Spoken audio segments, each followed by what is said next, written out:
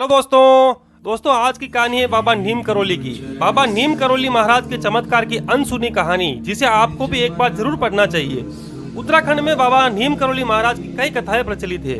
लोगों के मुताबिक बाबा 1940 के आसपास उत्तराखंड के प्रवास पर थे। भवाली से कुछ किलोमीटर आगे जाने के बाद बाबा करोली एक छोटी सी घाटी के पास रुके और सड़क किनारे बनी पेरापट पर बैठ गए। सामने पहाड़ी पर दिखाई दिए एक आदमी को उन्होंने आवाज दी, पूरण ओ पूरण, पूरण यहाँ आओ। पूरण नीचे आया और कंबल में लपेटे अजनबी से अपना नाम सुनकर अचंभित रह गया। अजनबी व्यक्ति ने मुस्कुराते हुए कहा, अचरज मत कर, हम तुझे पिछले कई जन्मों से जानते हैं। मेरा नाम बाबा नीम करोली है, हमें भूख लगी है, हमारे भोजन की व्यवस्था कर।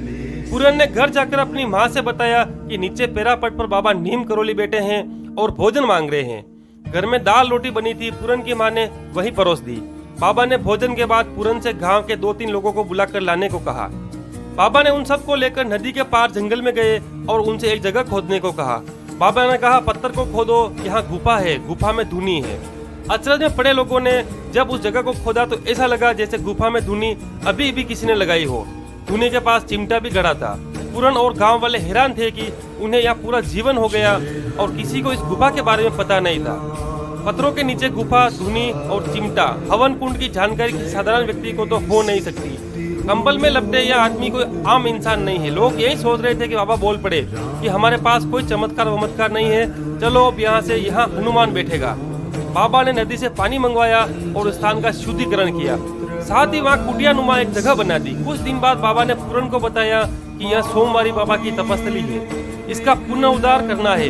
यह कुटिया आज कैची धाम के रूप में विख्यात है। पंडित गोविंद बल्लभ पंत और पंडित नारायण दत्त तिवारी के अनेक किस्से।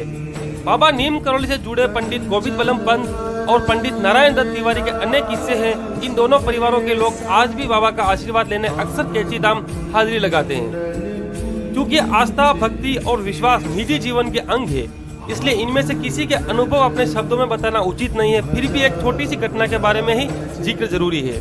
पंडित गोविंद बल्लभ पंत केंद्रीय मंत्री थे, संवत गृह मंत्री। उनकी तबीयत खराब थी, तभी अचानक खबर आई कि पंत जी नहीं रहे। बाबा को यह खबर सुनाई तो वो चिल्लाकर बोले, अफवाह है यह, पंत का जीवन अभी शेष है। बाबा जी की बात सही निकली।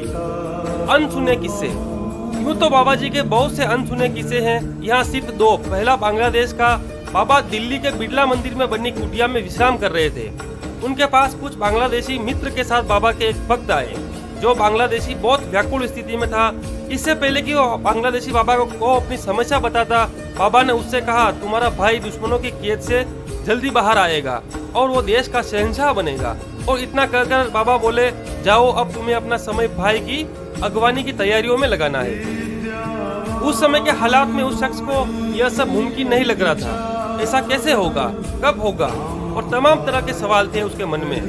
क्योंकि उसका भाई पाकिस्तान के मियाँ वाली जेल की काल कोठरी में था और सरकार ने उसे सजाए मौत का ऐलान कर दिया था। लेकिन बाबा ने उसे आगे सवाल पूछने का मौका तक नहीं दिया और बाहर जाने का इशारा कर दिया। क्या आप जानते हैं बाबा से सवाल करने वाले वो शख्स कौन था? वो आजाद बांग्लादेश के पहले राष्ट्रपति शेख मुजीबुर रहमान के छोटे भाई थे। दूसरा किस्सा श्रीलंका से जुड़ा है। बाबा शिवानंद के शिष्य निर्मलानंद कैची धाम पहुंचे। बाबा का दरबार लगा हुआ था।